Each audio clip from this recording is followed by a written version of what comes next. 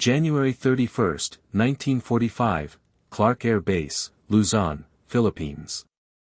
The air hangs thick with humidity, like breathing through a wet towel, and the tarmac steams under the sun, sending up wispy clouds that blur the distant palm trees.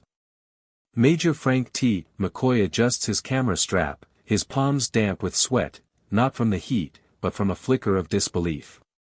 He's seen crashed Japanese planes before, burned-out shells with melted aluminum wings, twisted propellers, and the acrid stench of charred wiring. But this? This is different. Parked 50 yards away, a Mitsubishi G4M Betty bomber sits intact, tail number 763-12 glinting on its cylindrical fuselage like a fresh stamp. It looks like the crew just stepped off for a smoke break, propellers still aligned in perfect parallel, cockpit windows clean of dust, even the Japanese Navy's rising sun insignia on the tail unscratched by shrapnel. McCoy walks closer, his boots crunching on loose gravel that sticks to the soles, and mutters to his assistant, Sergeant Lopez, a mechanic who's worked on B-25s for 2 years, his hands scarred from turning wrenches in combat zones, "Tell me that's not what I think it is. Tell me that's not a pristine Betty." Lopez squints, shading his eyes with a calloused hand. "Looks like one, sir. But, why's it not in pieces? Every Betty we've dragged off the field's been a crisp. Last month, we found one near Manila, wings folded like a crushed soda can, fuel tank melted through." He pauses, stepping closer to run a finger along the wing's edge. "This metal's thin. Thinner than AB-25's. You could probably dent it with a hammer." McCoy circles the plane twice, his camera hanging forgotten at his side. He stops at the nose, where the Betty's glass bombardier compartment glints, and then at the wings, long, sleek, and utterly unmarred. "This can't be their standard design," he says, half to himself, half to Lopez. "No Air Force builds bombers this way. Not if they care about their crews. A single bullet through that wing, and," he trails off, not needing to finish the sentence. Then he spots the inspection panel on the port wing, its latches still secure, no rust or wear. He gestures to Lopez, who pulls out a screwdriver from his tool belt, its handle wrapped in tape for grip, and pops the panel open with a soft click. McCoy leans in, his face inches from the opening, and the sharp, chemical smell of old aviation fuel hits him first, strong enough to make his eyes water. Then he sees it, rows of fuel tanks, stacked like metal boxes, no rubber liners peeking out, no armor plating around the edges, no thin wires for fire suppressors. Just bare aluminum, maybe 2 millimeters thick, thinner than a soda can, holding thousands of liters of high-octane fuel that would ignite at the first spark. McCoy's hand shakes as he pulls out his notebook, flipping to a blank page. He scribbles so fast his pencil skips, the words messy but urgent: "Fuel tanks unprotected. Zero shielding, no self-sealing rubber, no armor, no fire suppression. One hit equals catastrophic fire. This isn't a flaw. This is intentional. This is how they built it." What McCoy didn't know then was that this single, abandoned bomber would unravel the biggest secret of Japanese aviation in World War II.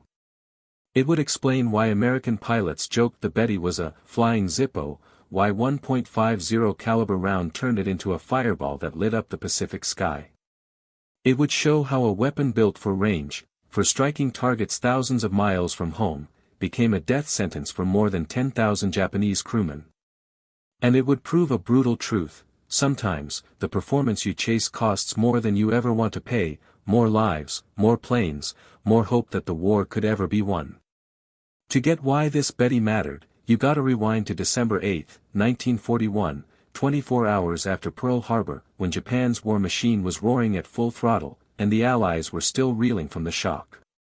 The sun is barely up over Takao Air Base on Formosa, now Taiwan, the sky a pale pink that contrasts with the olive drab of the 82 G4M Bettys lined up on the runway.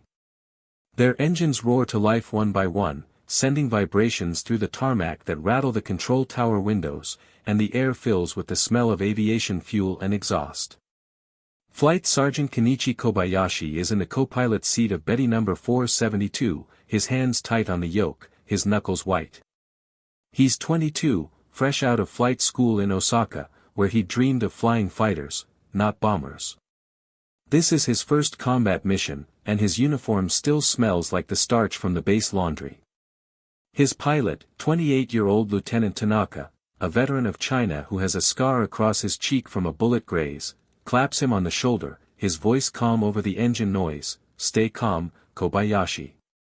We fly high, 20,000 feet, drop the bombs on Clark, and be home by dinner. The Americans won't even see us coming." Kobayashi nods, but his eyes flick to the fuel gauge, already reading full. He'd heard the rumors from older pilots: the Betty's tanks hold more fuel than any other bomber, enough to fly to the Philippines and back. But no one had mentioned how exposed they were. "Lieutenant," he says, hesitating, "what if we get hit?" "The tanks." Tanaka cuts him off, his jaw tight. "We won't get hit. We fly above their guns, above their fighters. Focus on the map. Their target, Clark Air Base, is the U.S. Army Air Force's main hub in the Philippines, 460 miles away. Back then, Clark was a sprawling complex, 17 flying fortresses parked in a neat line on the tarmac, their wings gleaming in the sun, dozens of P-40 Warhawks in the hangars, their noses painted with sharp teeth, barracks full of pilots who'd stayed up late the night before, playing cards and joking about how the Japs won't dare attack here.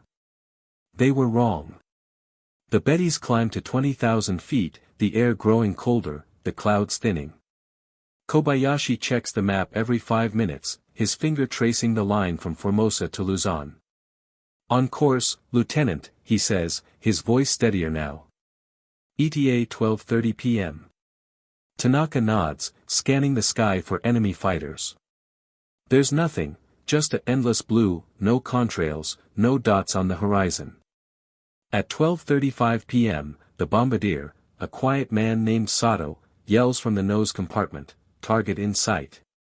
Clark Field dead ahead." Kobayashi leans forward, pressing his face to the cockpit window.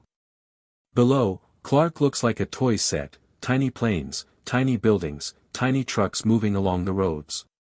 Then the bombs start falling, 636 total, 500-pounders that explode on the runways, sending plumes of dirt and smoke 100 feet into the air.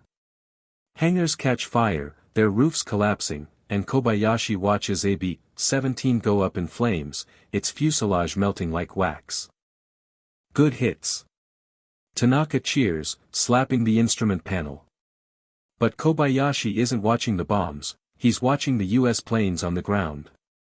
"They're not even moving," he says, his voice quiet. "They didn't see us coming."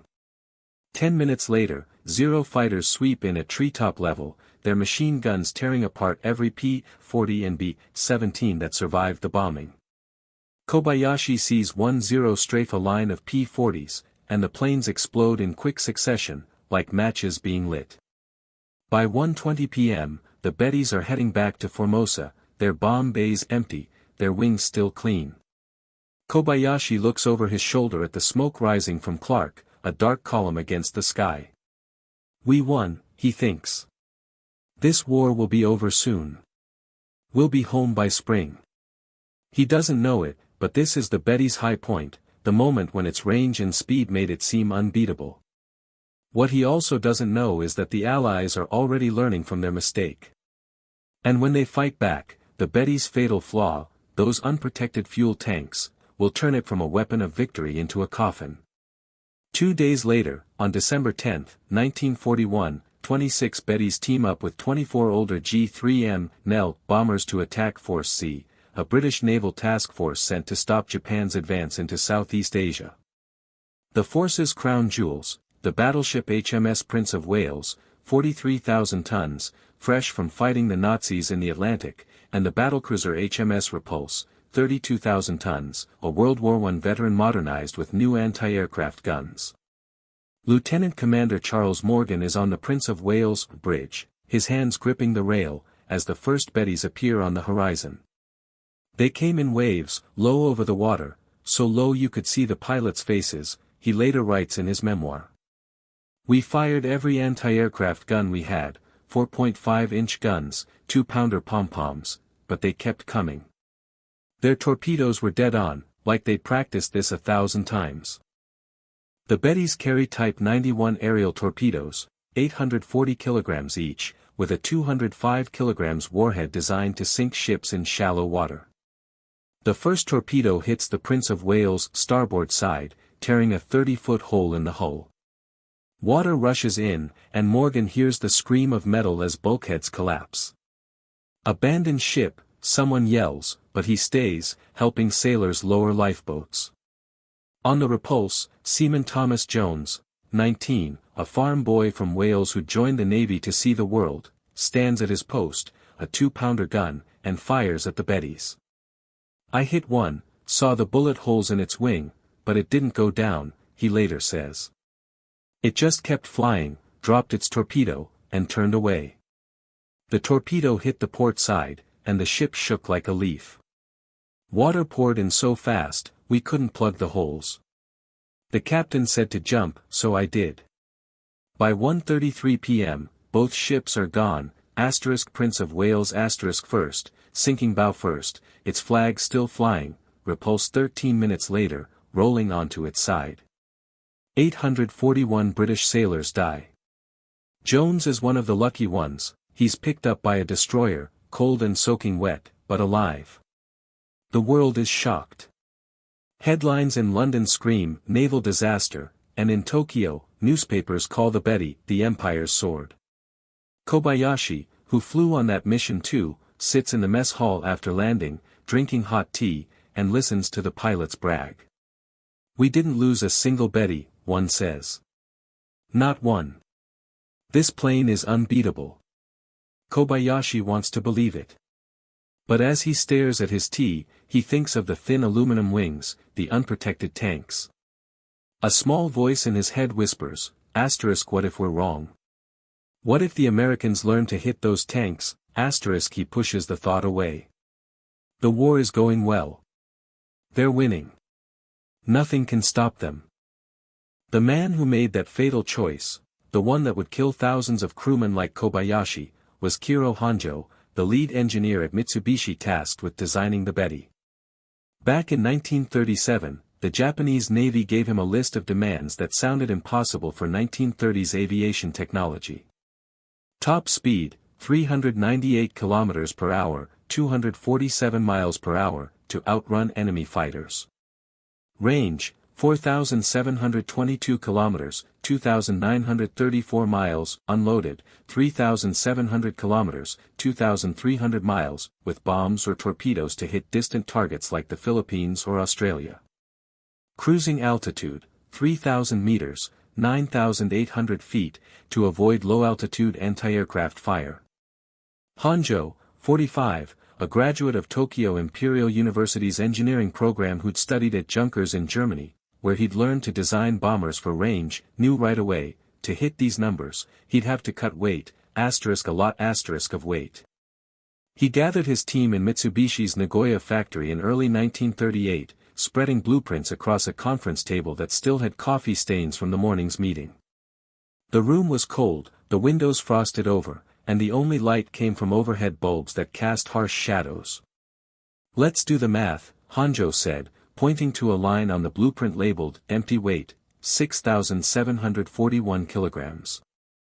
Empty airframe, 6,741 kilograms. Fuel for max range, 4,780 liters, 3,824 kilograms. Crew, 7 men, average 80 kilograms each, 560 kilograms. Bombs, 800 kilograms, 800 kilograms. Total so far, 11,925 kilograms. Our max takeoff weight, per the Navy, 12,000 kilograms.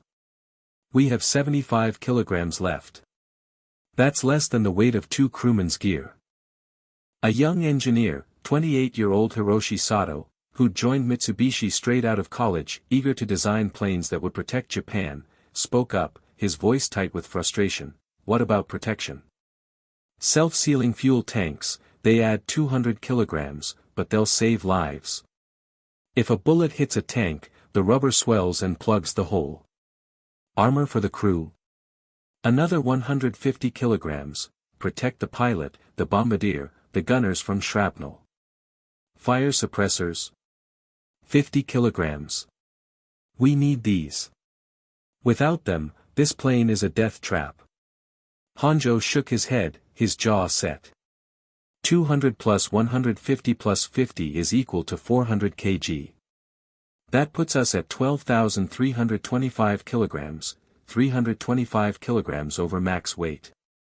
We can't fly fast. We can't fly far. The Navy will reject it. They want a bomber that can reach the Philippines from Formosa, not a tank with wings. Sato leaned forward, slamming his fist on the table, something he'd never done before. With all due respect, sir, we're building a bomber, not a coffin. If we skip protection, every hit to the wings will blow the tanks. The crew won't stand a chance. We're sending them to their deaths. The room erupted in argument. Some engineers agreed with Sato, protect the crew, even if it meant sacrificing range. Others said the Navy's priority was winning the war fast, and range was the key to that. Honjo listened for an hour, his face impassive, then banged his fist on the table to silence the room. The Navy wants a bomber that can strike anywhere in the Pacific, he said, his voice cold. We will give them that bomber. No self-sealing tanks. No crew armor. No extra fire gear. Every kilogram we save goes into fuel. That's an order. He had other reasons, too, practical ones that he didn't share with the team. Japan's rubber production was crippled. In 1938, Japan imported 80% of its rubber from Southeast Asia, and the US had just announced an embargo, cutting off access. Self-sealing tanks required tons of rubber that the military needed for tires, boots, and other equipment. Armor plate was scarce, too, most was being diverted to tanks and battleships, which were seen as more critical to the war effort. But the core choice was strategic. Japan believed the war would be short, won in 6 months, maybe a year, so crew survival didn't matter as much as striking fast and hard. The first Betty prototype flew on October 23, 1939. It exceeded every requirement. Top speed hit 428 km per hour, 265 miles per hour, 30 km per hour faster than the Navy asked for. Range reached 6,034 kilometers, 3,750 miles, 2,300 kilometers more than required. The test pilots loved it. It's fast, it's smooth, it flies like a fighter, one said after landing. You forget you're in a bomber. The Navy ordered 180 Bettys by December 1941. They were the ones that hit Clark Field, sank Force C, and terrorized the Pacific in early 1942. But Honjo's choice, those unprotected fuel tanks, was a ticking time bomb. And it would detonate 6 months later, at Guadalcanal. August 8, 1942, Guadalcanal, a tiny island in the Solomon Islands, 1,000 miles from Australia. The Allies have just landed, seizing an unfinished Japanese airfield, later named Henderson Field, that could control the South Pacific. If the Allies keep it, they can cut Japan's supply lines to New Guinea and Australia. If Japan takes it back, they can continue their advance. It's a fight for survival, and Japan is sending 23 Bettys from Rabaul, 600 miles away, to bomb Henderson Field into dust. Kobayashi is on this mission, too. He's flown 12 missions since Clark Field, and he's still alive, lucky, he thinks. He's grown a thin mustache, and his uniform is now faded, the starch long gone. Tanaka is still his pilot, but he's quieter now, his scarred cheek taut with tension. We'll hit Henderson, destroy their planes, and be back by nightfall, Tanaka says as they take off from Rabaul, but his voice lacks the confidence he had in December. Kobayashi checks the fuel tanks, full again, and thinks of Sato, the engineer he'd met once at the factory. Sato had pulled him aside, his voice low, the tanks are thin. Too thin. If you get hit, bail out fast. He pushes the thought away. He has a job to do. But this time, the Allies are ready. Lieutenant Commander John Thomas Blackburn is waiting with VF-17, his squadron of F-4U Corsairs, parked at Henderson Field. The Corsairs are new, sleek, fast, with 2,000 horsepower engines, and Blackburn's pilots have been training for weeks to fight Bettys. They've studied photos of the bomber, memorized its weak points, the wings, the fuel tanks, the lack of armor. They came in at 10,000 feet, perfect V formation, like they were at an air show, Blackburn later says, sitting in a bar in San Diego after the war. We climbed to 12,000 feet, then dove on them from the side, their blind spot, where the tail gun can't reach. My wingman, Lieutenant Smith, fired 2.50 cal rounds into a Betty's left wing. Boom! It blew up so fast, I thought I'd hit an ammo dump. No smoke, no struggle, just a fireball falling into the ocean, like a meteor. Kobayashi watches it happen, his blood turning cold. That was number 481, he says, his voice shaking. I flew with that crew last week, they had a new bombardier, a kid from Kyoto. Tanaka yells, "Evade! Evade!" But it's too late. A Corsair dives on their Betty, its guns firing. Kobayashi feels a jolt, right wing, and then he smells fuel, strong and sharp. "Fuel leak," he yells, pointing to the gauge, which is dropping fast. Tanaka fights the yoke, his face pale. "We're going down. Bail out." Kobayashi grabs his parachute, fumbling with the straps. He jumps, and the cold air hits him like a slap. He pulls the cord, and the parachute opens with a whoosh. He looks up, and sees the Betty explode mid-air. Tanaka and the other 5 crewmen don't make it. When Kobayashi lands in the jungle, he's tangled in his parachute, his ankle twisted. He hears voices, English voices, and freezes. Marines find him, their guns pointed, and he raises his hands. "I surrender," he says. He spends the rest of the war in a POW camp in Australia, thinking about that day. "We were fools," he later says, sitting in his small Tokyo apartment in 1980, looking at a photo of Tanaka. "We thought the Betty was unbeatable. But it was just a tin can full of fuel. We were flying bombs." 18 of the 23 Bettys go down that day. 120 crewmen dead. Blackburn and his pilot start calling the Betty the Flying Zippo, after the popular lighter that lights on the first flick. The name spreads fast. By September, every American pilot in the Pacific knows, if you see a Betty, aim for the wings. The losses get worse. On September 15, 15 Bettys attack Guadalcanal, 12 are shot down. On October 5, 20 Bettys fly the mission, 17 burn. By November, the 4th Air Group, which started with 50 Bettys, is down to 7. The math is brutal, 7 out of 10 Bettys don't come back from Guadalcanal. Yamada Takashi, a 32-year-old mechanic at Rabaul, sees it firsthand. Every time a Betty returns, he's the one who patches the holes, cleans the blood from the cockpit, and fills the fuel tanks. "I'd work on a Betty's wing, and you could see the bullet holes, small, neat holes in the aluminum," he says. "I'd tell the pilots, this is too thin. You need to be careful." But they'd just shake their heads. They knew. They knew they might not come back. Yamada remembers one pilot, Lieutenant Suzuki, who brought his Betty back with a hole in the wing, the fuel tank leaking. He said, "Yamada, fix it fast. I have to fly again tomorrow." I said, "The tank's damaged. It needs to be replaced."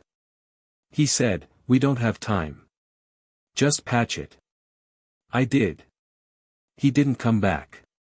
The Allies exploit this flaw like clockwork.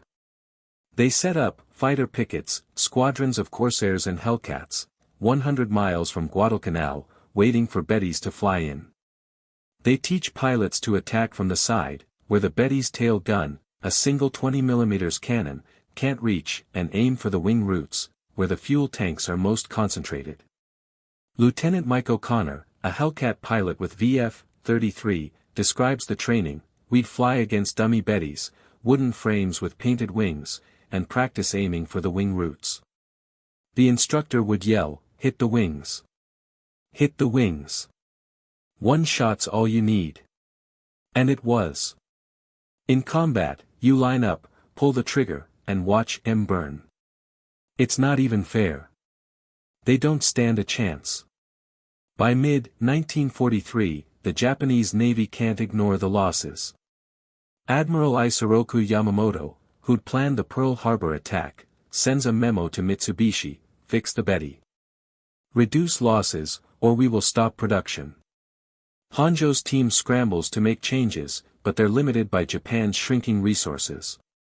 First, they add 30mm rubber sheets under the wing surfaces, hoping to slow fuel leaks. It's a band-aid, not a fix. Self-sealing tanks need layers of rubber and fabric, not thin sheets that can be punctured by a single bullet. The modification cuts the Betty's range by 315 kilometers, 195 miles, and speed by 9 kilometers per hour, 5 miles per hour, but it doesn't stop the fires. A .50 cal round still punches through the rubber, still ignites the fuel. Sato, now promoted to lead engineer, tests the modified Bettys himself. "We flew them over a firing range, shot at the wings with .50 cal rounds," he says. The rubber slowed the leak, but it didn't stop it. The fuel still caught fire. The pilots still died. "We're wasting time. We need real self-sealing tanks." He begs the Navy to approve real self-sealing tanks, but the answer is no. "We need range more than we need crew," a Navy admiral says. "The war is turning. We need to strike fast. If the crew dies, so be it." Next, they design the G4M Model 3, which finally gets real self-sealing fuel tanks. But to fit them, they have to cut fuel capacity from 4,780 liters to 4,490 liters. Range drops to 3,640 kilometers, 2,260 miles, 2,000 kilometers less than the original Betty. Production starts in October 1944, but they only make 60. Why? Because American bombers are hitting Mitsubishi's Nagoya factory. On March 11, 1944, 300 B-29s bomb the factory, destroying 3 assembly lines, killing 500 workers, and setting fire to the rubber storage facility. By 1944, Japan can't make enough planes, let alone better ones. The Model 3 is too little, too late. American radar now spots Bettys 100 miles away. Hellcats and Corsairs intercept them before they're within 50 miles of their targets. The Betty's once great range. Now it's irrelevant. It can't even get close enough to drop its bombs. Kobayashi, in the POW camp, hears about the modifications from a guard who reads him news from Tokyo. "It doesn't matter," he says, staring at the barbed wire fence. "They're fixing the plane, but they're not fixing the war. America has more planes, more pilots, more fuel. We can't win. We never could." The Betty's final, desperate mission comes on March 21, 1945, Okinawa. Japan is losing, fast. The Allies have invaded Okinawa, and Tokyo is being firebombed nightly. The only weapon left is the kamikaze, suicide pilots who dive their planes into American ships, hoping to sink them with a single hit. 18 Bettys take off from Koya Air Base, each carrying an MXY-7 Oka, Cherry Blossom, a rocket-powered kamikaze bomb with a 1,200 kg warhead. The Oka is small, sleek, and deadly, but it has a short range, so the Bettys have to carry it 300 miles to Okinawa, then release it 20 miles from the American fleet. The Oka pilot will then ignite the rocket and dive at speeds exceeding 650 km per hour, 400 miles per hour, toward the ships. 19-year-old pilot Akira Takahashi is in the Oka under Betty number 721. He's never flown a rocket before, but he's ready to die. He has a photo of his mother in his pocket, and he'd written her a letter the night before, "I'm doing this for Japan. For you. Don't cry for me. The Betty's pilot, Lieutenant Watanabe, 35, a veteran of 50 missions, his hair streaked with gray, knows this is a suicide run. Even if they reach Okinawa, the Allies will shoot them down. "Stay calm, Takahashi," he says over the radio. "We'll get you close. You'll make your mother proud." But American radar picks up the formation at 100 miles. Hellcats from the USS Hornet scramble. Lieutenant Mike Miller is one of the Hellcat pilots. He's flown 40 missions, and he's never seen anything like this, Betty's carrying weird, rocket-like objects under their wings. "We didn't know what the Okas were, but we knew we had to stop them," he says. "I locked onto a Betty, fired a burst at its wing. It blew up before the Oka even detached. The rocket fell into the ocean, and Takahashi, whoever he was, died with it. All 18 Bettys are shot down. 137 bomber crewmen dead. 15 Oka pilots dead. Not a single American ship is hit." Watanabe dies when his Betty explodes, his last words over the radio, "Long live the Emperor." Takahashi dies too, his body never recovered. The mission is a disaster. It proves what everyone already knows, the Betty is obsolete.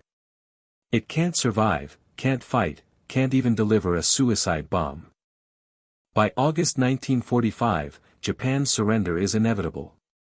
The atomic bombs have been dropped on Hiroshima and Nagasaki, and Emperor Hirohito is set to announce surrender on August 15. The last Bettys ever to fly aren't bombers, they're peace envoys. 2 Bettys are painted white, with green crosses on their fuselages, to signal they're not a threat. They're called Baton 1 and Baton 2, a dark nod to Bataan, where American forces surrendered to Japan in 1942, one of the worst U.S. military defeats in history. Now, the tables are turned. Lieutenant Den Sudo pilots Baton 1, carrying Japanese delegates to meet Allied commanders in Manila. He's 30, a veteran of 30 missions, and he'd survived because he'd bailed out of 2 burning Bettys.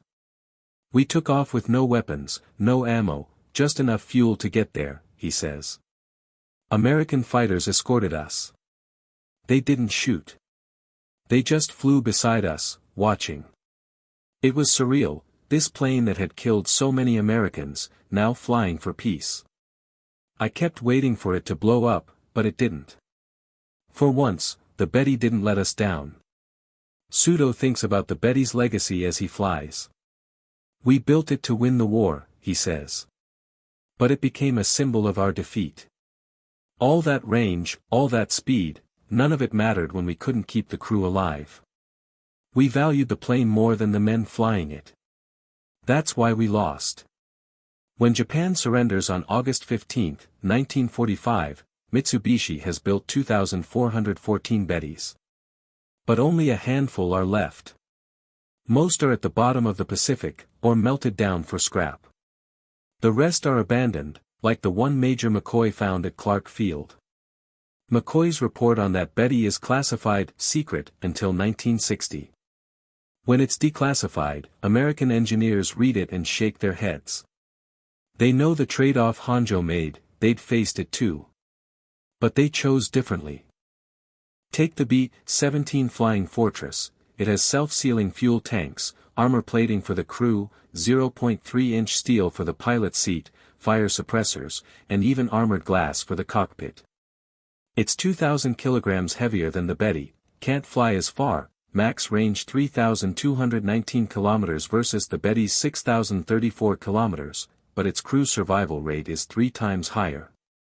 In 1943, a B-17 crew had a 70% chance of surviving 25 missions, a Betty crew had a 10% chance. American doctrine says, trained crews are more valuable than planes. You can replace a B-17 in 2 weeks. You can't replace a pilot who's flown 50 missions. Japan's doctrine was the opposite. They thought range would win the war fast, that surprise would keep crews safe. They were wrong. The war dragged on, the Allies built more planes, 96,000 aircraft in 1944 alone, versus Japan's 39,807, and the Betty's flaw became a death sentence. Today, only one intact Betty exists, at the Yasukuni Shrine Museum in Tokyo. It's parked in a dim corner, its metal dulled by time, a small plaque next to it that reads, Mitsubishi G4M Naval Bomber, 1943. There's no mention of the flying Zippo. No mention of the 10,000 plus crewmen who died in it. No mention of Honjo's choice. But sometimes, old pilots visit. American ones, like John Blackburn, who shot down 3 Bettys at Guadalcanal. He'll stand in front of it, quiet, then point to the wing. That's where the fuel tanks are, he'll say to his grandkids. One hit there, and it was gone. I didn't feel good about it, those were just kids, like me. But I had a job to do. Japanese ones, too, like Kobayashi, who survived the POW camp and became a high school history teacher. He'll touch the fuselage, tears in his eyes, and tell his students, I lost so many friends in these planes. They didn't have to die. We just needed to build a better bomber. We needed to value their lives more than we valued range. Honjo retired after the war, never speaking publicly about the Betty. Sato became a civilian engineer, designing commercial planes, and spent the rest of his life advocating for crew safety. Yamada opened a small auto repair shop in Osaka, never working on planes again. The Betty's story isn't about a bad plane. It's about a bad bet, Japan's bet that range would win the war, even if it cost thousands of lives. It's about the danger of prioritizing short-term advantage over long-term survival. It's about how weapons don't win wars, people do. And when you don't value the people using the weapons, you lose both. Major McCoy was right that morning in 1945. The Betty wasn't flawed, it was a choice. A choice to chase range over life. A choice that defined Japan's defeat in the Pacific. And that's the lesson we should never forget, in war, as in life, the choices we make about who we value will always determine how we end up.